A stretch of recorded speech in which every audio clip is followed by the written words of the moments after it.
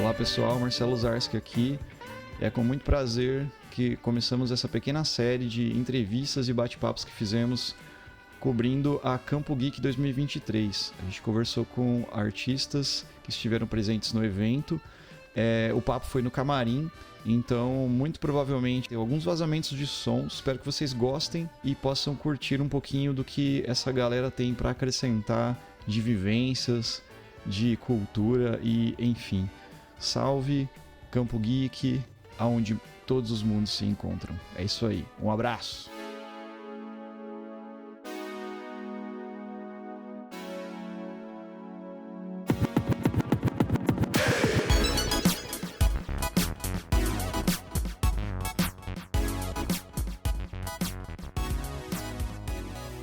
Então, pessoal, mais uma vez estamos aqui hoje com vocês, acompanhando a Campo Geek 2023, falando com as pessoas que fazem e acontecem. E aqui trouxemos agora um imortal entre nós, né? Que é o Cleverson, e eu vou deixar o Marcelo apresentá-lo. Marcelo, toca o barco. Isso aí, aqui é o Marcelo Zarski e eu tô com o famoso Aquarius. Essa é antiga. Poucos conhecem o Aquarius. Aquarius, do Mirk ainda. Fala do Mirk que entrega a idade. Que vai entregar a idade. Mas o pessoal já sabe que a gente é um pouquinho provecto. É isso aí. Então a gente tá com o Cleverson aqui. O Cleverson é um artista daqui de Campo Mourão. Tá expondo aqui na Campo Geek também. A gente conversou com outras pessoas daqui também. E a gente quer saber, tipo assim, de você, Cleverson, como que tá sendo essa exposição? Você participou da primeira edição também, né? Essa já é a segunda. Como é que tá sendo essa experiência? Fala um pouco do seu trabalho, quem é você, o que você faz e o que você trouxe aqui para Campo Geek 2023. E aí, pessoal, que nem o Marcelo falou, eu sou o Cleverson Lima, eu sou publicitário, eu tenho uma agência de publicidade aqui em Campo Mourão, a Ox Criativo, e no contraturno eu faço uma parte de artística, né? Tanto na parte textual, né? Criação de contos, livros e na parte acadêmica, e também na parte de ilustração. Daí eu faço alguns quadros como artista plástico, né? E basicamente eu estudo quadrinhos, então eu acabo criando algumas coisas com base nisso, né? Tanto a minha parte acadêmica é voltada para essa parte, e é uma das coisas que eu trouxe aqui na Campo Geek, tentando meio que incentivar até o pessoal que desenvolve, que é o artista mesmo, para talvez pensar um pouquinho mais na parte acadêmica e também desenvolver alguma coisa semelhante ou continuar os estudos nessa parte, né? Que é tão, de certa forma, desvalorizado no meio acadêmico, né? Você falou do meio acadêmico, cara. Fala um pouquinho mais disso daí. E, por exemplo, o teu trabalho acadêmico foi baseado em quadrinhos, é isso? Como que é? Isso, eu tenho 2 mestrados que faz parte do meu processo, né? O primeiro, ele foi sobre o Sandman, que é do Neil Gaiman, o escritor. E daí nele eu comecei essa parte do estudo na parte de quadrinhos mesmo, né, propriamente dito. Embora eu já tenha feito isso na graduação e em especialização, mas foi no mestrado interdisciplinar da Unespar que eu peguei e realmente pensei um pouco mais a história do quadrinho do Sandman, né? Daí ali eu trabalhei com as partes das referências, do que o escritor trouxe para o quadrinho, né?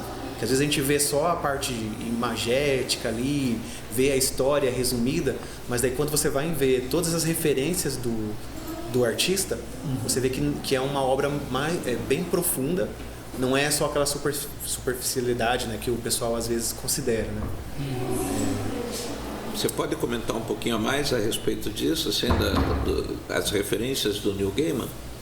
Então, o Neil Gaiman, até a parte onde eu coloco as referências, assim, é bem extensa, né? Eu acho que hoje eu nem lembro assim, de todas, e também acho que não consegui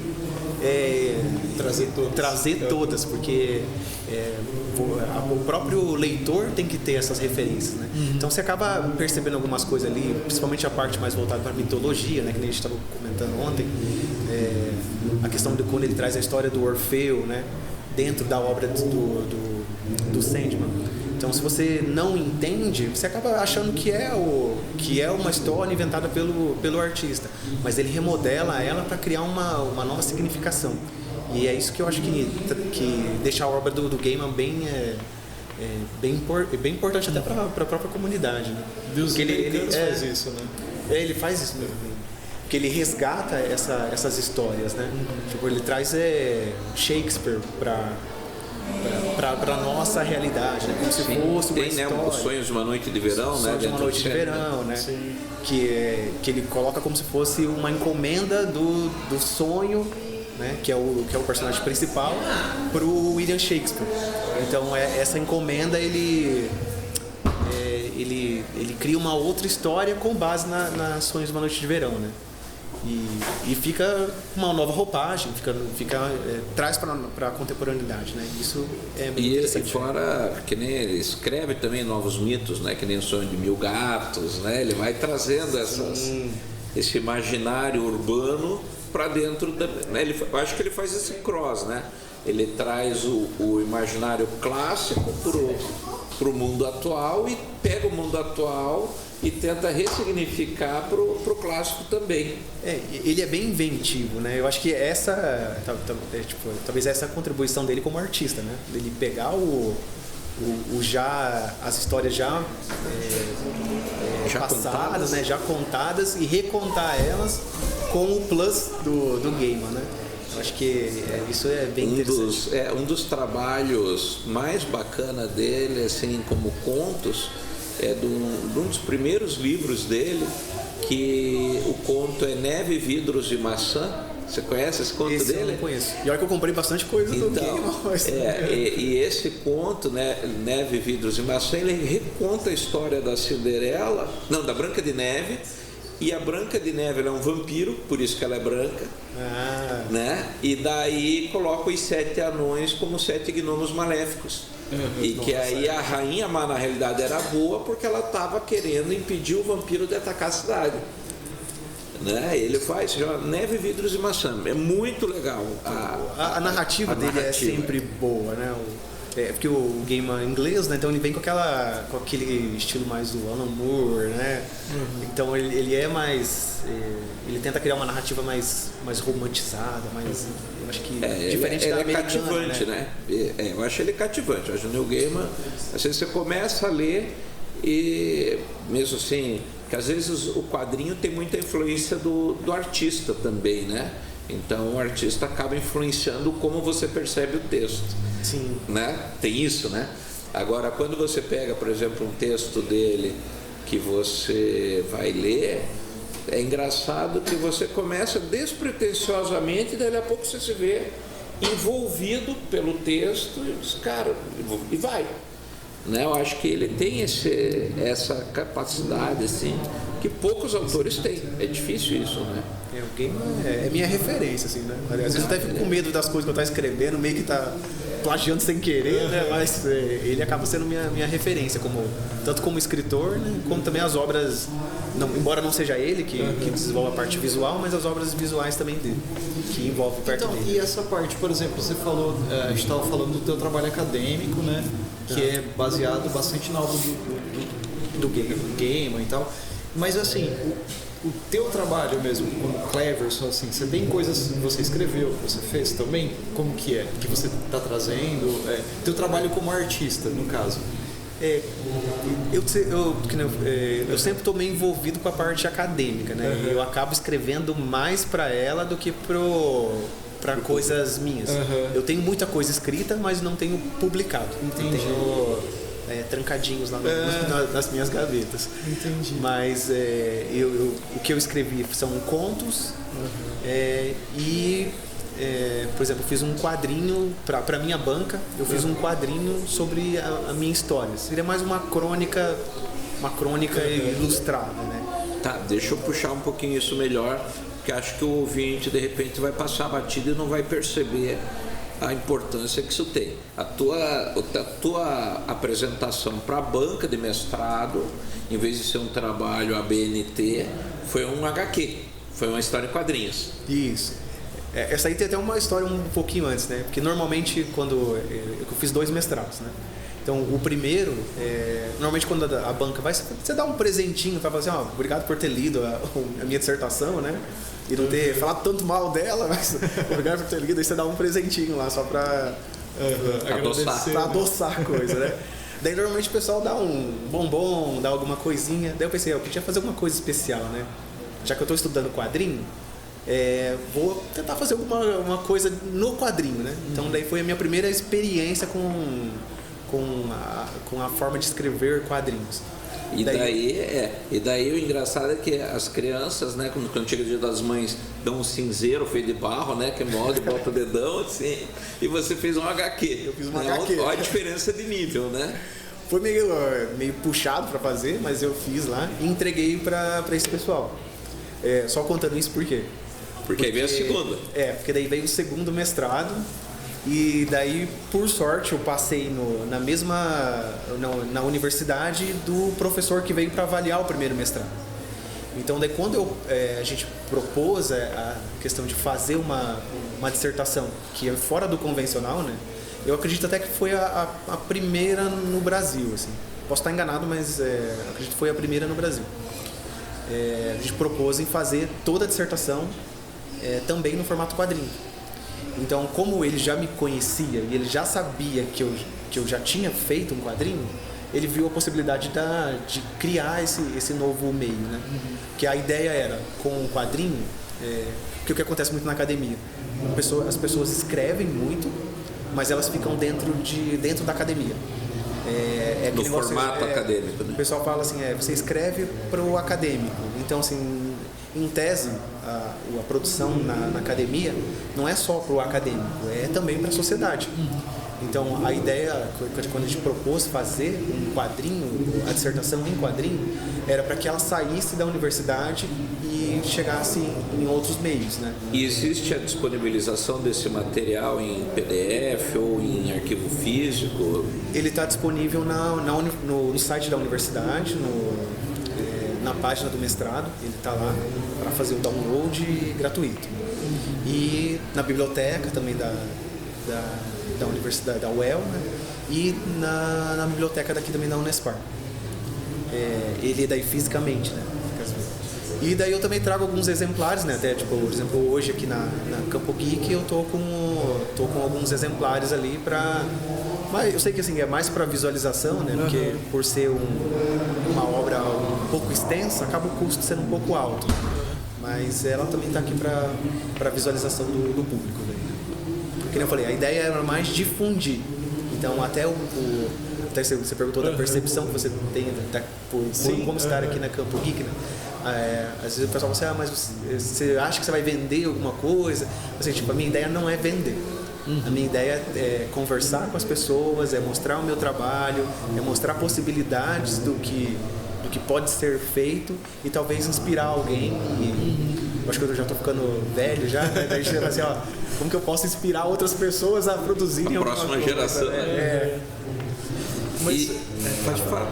É que eu ia falar que todo mundo que a gente está conversando tem essa mesma visão de você inspirar outras pessoas, assim, sabe? Aqui, né, o pessoal, o Deodato e o Rodrigo estavam falando disso também, que eles não trabalham com cosplay, por exemplo, mas ele falou que ele gosta bastante de como ele impacta a pessoa, sabe, assim, e é muito legal, cara. E eles foram impactados, né, por alguém que faz cosplay, né, então é um negócio interessante. Então, hoje, aqui nesse evento, eu tô de cosplay. Sim. Pra quem não tá vendo, eu tô de Asuma, do Naruto. E foi por causa do pessoal, do Deodato, deles ali, né? Tipo, pô, deles tá tão legal, né? Por que eu talvez no próximo evento, né, eu não posso fazer alguma coisa também que esteja não igual deles, mas porque eles são muito bons, né? Mas pra trazer alguma coisa diferente também, né? Legal.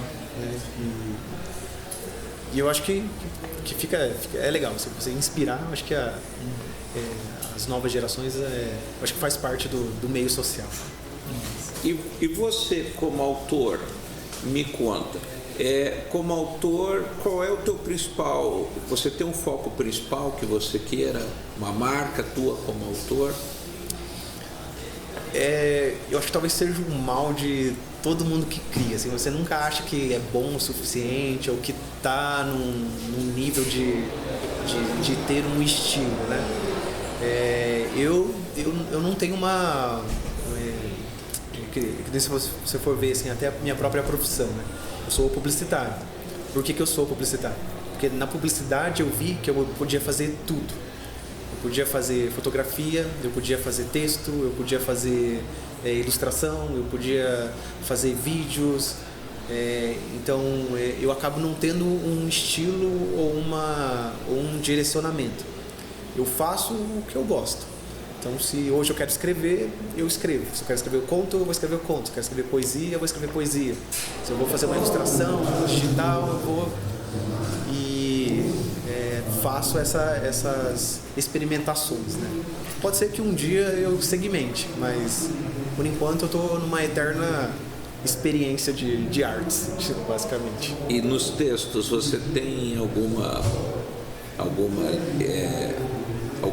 nicho em especial que te atraia? Eu gosto mais de contos, né?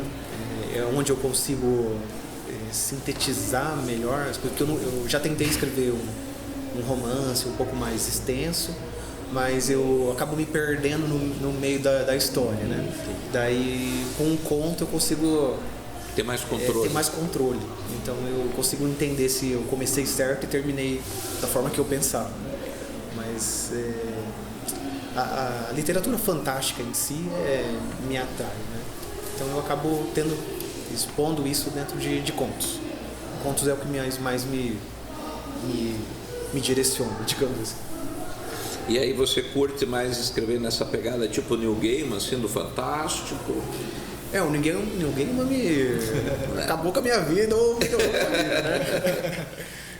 Ele é culpado de muita coisa que eu produzi. Então eu acabo indo mais para esse lado, né? Até pelas coisas que eu gosto, né? Tipo a parte dos animes, né? De mangás, que basicamente são literaturas fantásticas, né? Se a gente for ver, né? Eu acabo indo mais para esse lado. Eu gosto da parte da fantasia, né? Então eu tento desenvolver mundos melhores ou mundos piores, né? Essa é a minha ideia. E hoje o que você pensa em publicar? Em que sentido? Você tem alguma coisa que você já está meio de pôr no prelo, assim, a ponto de jogar no mercado? Tenho, só que está dependendo um pouco do estado, né? Foi por uma avaliação no Profice e já faz quase 2 anos que está em avaliação e não termina, daí eu não posso publicar. Entendi. Mas está guardadinho lá. Esse é um roteiro que eu fiz para o cinema, mas a ideia é adaptar ele para a parte... para um livro, né? Daí esse seria um livro mais complexo. Esse já está mais estruturado porque eu acho que a forma que eu pensei ele me deu essa estrutura, que é pensando mais por uma forma de roteiro. Mas ele também nesse formato mais fantástico, né? Mas eles me liberando, eles me recusando o meu projeto ou liberando, ele vai sair. E uma outra, a gente tem que daqui a pouco liberar a sala que o pessoal está pedindo, mas me diz uma coisa, você faz parte da Academia Moronense de Letras, né? É um dos imortais aí que está na academia, né? Um Highlander. Que a gente tem aqui já atrás 2 espadas, que depois a gente vai ver, porque só pode haver uma. Só pode haver. Né? Mas, assim, dentro da academia, não só dentro da academia, né? Mas assim... Isso. Mas, dentro de Campo Mourão, assim, falando bem local, né? Apesar do podcast ir para todos os lugares, mas falando bem local. Que atitudes que você acha que a gente podia ter, talvez pela academia, talvez fora da academia, né? Mas participando da cultura da sociedade, o que você acha que a gente podia fazer para transformar e ajudar na cultura local? Eu vejo que, no geral, dos artistas, eles acabam esperando financiamentos de governo. Até eu acabei de falar que eu estou com um projeto nesse estilo. Eu acho que talvez essa mudança de visão seria algo para proporcionar para a comunidade local, né? Que eles não precisam depender que a prefeitura banque a música, eles não precisam depender que a prefeitura banque um quadrinista, né? Ainda mais hoje com a internet, com financiamentos coletivos, você consegue desenvolver isso, né? E eu acho que eu acho que na visão moroense, né? Você tem muito daquele negócio de eu sou um artista, mas sou um artista de final de semana. Sou um artista, mas sou um artista que faz um hobby e ganha um dinheirinho em cima daquilo. Eu acho que precisa profissionalizar. Falar assim, você é um artista, seja do teatro, da música, da ilustração. Aquela é a tua profissão. É tão nobre e talvez eu acredito até superior do que você ser um dentista, você ser um advogado. E eu acho que talvez essa conscientização poderia vir de uma academia moroense de letras e dos projetos individuais, né? Eu mesmo pela agência eu tenho algumas ideias, até estou propondo algumas coisas de curso sobre isso, né? No meu caso, com uma publicidade, como que a publicidade pode te ajudar a melhorar o teu marketing pessoal como artista e levar a tua obra para outra visualização, né? Às vezes você tem um excelente artista, mas ele não sabe publicar, não sabe se vender. Então, e a gente até vendo pelo próprio Campo Geek, né? Você vê ali tem o Toninho Lima, que ele já ilustrou para Disney, né? E ele é de Campo Mourão, né? Tem o Manuel que já fez ilustração para Marvel, né? Então assim, a gente tem mouroenses, tem bons artistas, mas isso não chega, não chega ao grande público, não chega. Eles às vezes até não conseguem sobreviver por causa talvez de uma visão mais limitada, tanto da sociedade mouroense quanto do próprio artista. Seria legal fazer, né? Talvez oficinas de formação, né? Com temas específicos, né? Isso, como criar um financiamento, como expor seu trabalho. Até o próprio Campo Geek, né? Tipo, é uma iniciativa válida. Até por isso que eu sempre, do primeiro, eu apoiei, tento divulgar, tento levar a gente para vir, para conhecer. Porque eu acho que são essas atitudes que fazem a mudança. Principalmente para essa cultura geek, para essa cultura do artista local, né? Então, assim, até, por exemplo, o Campo Geek, né? Poderia ter, talvez assim, paralelo aos movimentos, ter salas com gente falando sobre literatura, falando sobre escrita, sobre música, sobre animação. Uma coisa que eu sinto falta é a Fundação Cultural local tá mais dentro do evento. Eu sinto falta de representatividade da fundação, sabe? E não é por falta de interesse da organização, porque a organização procurou a fundação, mas não conseguiu muito retorno, né? Respaldo, né? Precisaria, né? Aí eu acho que no poder público, eu acho que precisaria maior compromisso social. Eu acho que esse é o problema, né? Não é uma questão de financiamento, que é diferente, né? Que você falou agora há pouco, por exemplo, você não precisa depender de um edital, de um troço, tem que aprender a desmamar disso, né? Desvincular disso. Ok, mas o poder público, em contrapartida, ele precisa estar mais vinculado com a realidade do que está acontecendo, né? Sim. Eu acho mais presente, né, no lado social, nesse quesito, né? Eu acho que tem que ser, principalmente assim, o poder público, ele tem que ver todo o viés, né? No caso, a gente está falando de arte específica, mas todo o viés. Tipo, por exemplo, uma época Campo Mourão era muito conhecida por causa do teatro. O teatro realmente era bem reconhecido, né, em Campo Mourão. Só que isso foi uma época, né?